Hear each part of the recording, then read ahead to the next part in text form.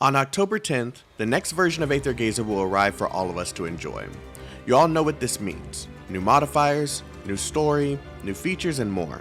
This video will focus on showing you the most important things you can expect from version 1.4 of Aether Gazer in the most consumable manner possible. Join me as we dive in and talk about the upcoming version update.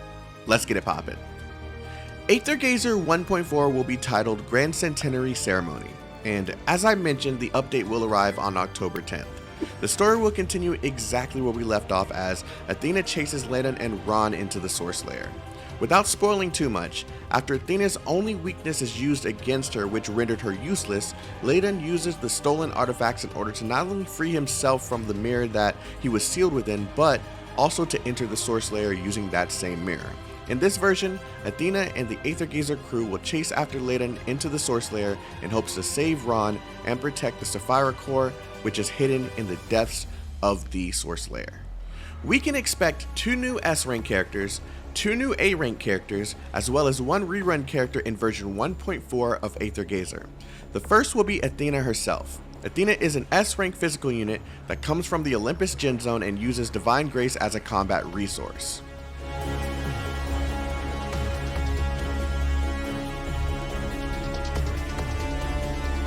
Heimdall is an A-rank light elemental unit that comes from the Yggdrasil Gen Zone and utilizes energy as a combat resource.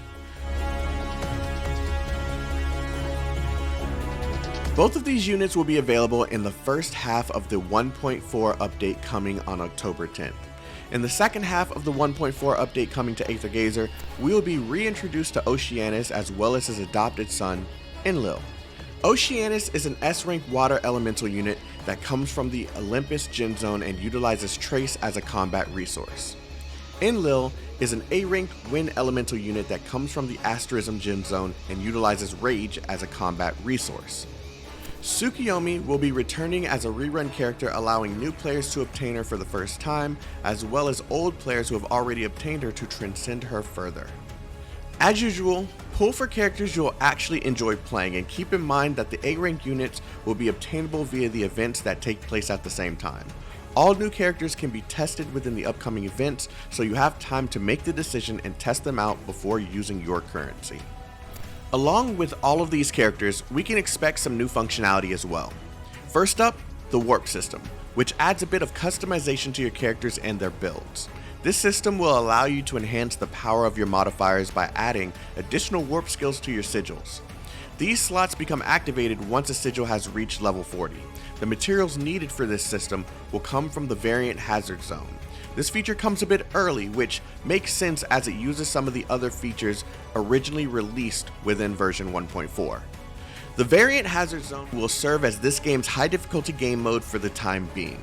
This mode should unlock in version 1.4 after completing Hazard Zone 13, which is currently available in the current patch. You can already obtain reconstructors and sigils from the current Hazard Zone shop, but after this update, you'll be able to obtain new currency which will allow you to purchase materials to enhance your warp skills. You will also be able to obtain rewards by completing various tasks in the variant Hazard Zone. Sigils will also be enhanced as you'll finally be able to level your sigils to a brand new max level of level 60. But in order to take advantage of this, you must already have reconstructed and clarified each sigil you plan to level beyond level 40. The brand new Sigil Forge functionality will become available for each sigil that has been reconstructed and clarified. So what does it do exactly? Well, Forge takes one sigil and transfers the stats, level, and substats that you'd like to place within a new sigil. Basically, this will give you the option to take fully built sigils and transfer all of that investment into a brand new sigil. This will be great for mods that will use different sigils later in the game's lifespan. I've been taking the time to speak with some long-term CM players so that I can truly understand these systems. So I'll be taking what I've learned so that I can explain these systems to you in future videos, so look out for that once the patch has been released. I won't be using the Chinese build for these explanations as it'll be easier to understand with everything in English. And that's it for the most important details coming from version 1.4 of Aether Gazer.